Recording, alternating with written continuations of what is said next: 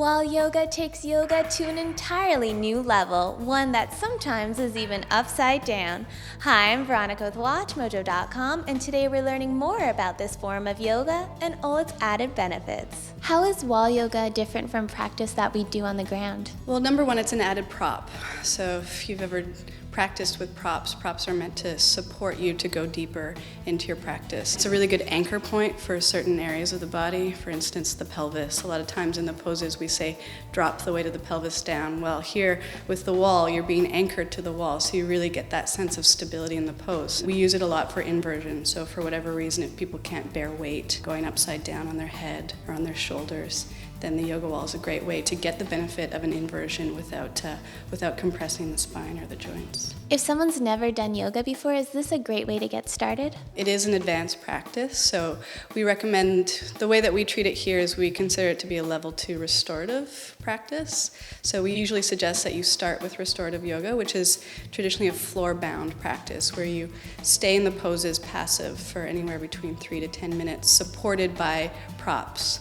And then once you get comfortable being able to stay in poses for a long period of time, then we would progressively challenge you in your poses. And inversions are a very challenging practice. It becomes much more difficult to breathe when you're upside down. So we encourage you to be able to breathe deeply before you come onto the wall. But once you can do that, then the wall is a natural progression. After practicing wall yoga, will your postures on the ground be better? That's the idea. Whether or not that happens is, I think, up to the individual. But most definitely. I mean, a lot of times people will say the sensations that they get while they're on the wall are really deep. So they're sensations they've never felt before.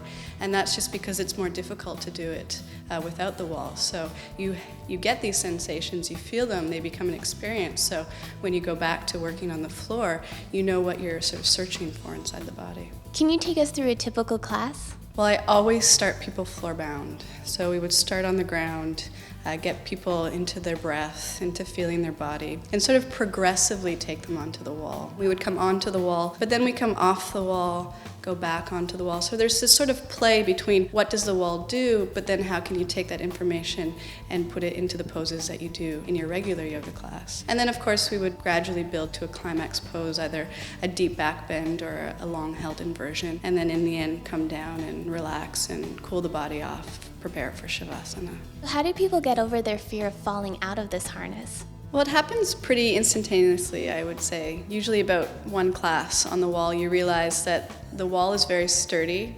You can trust it. Nobody's fallen out of it. I think people have more sort of excitement than fear of going on the wall. Well, thank you so much. You're welcome. Thank you so much.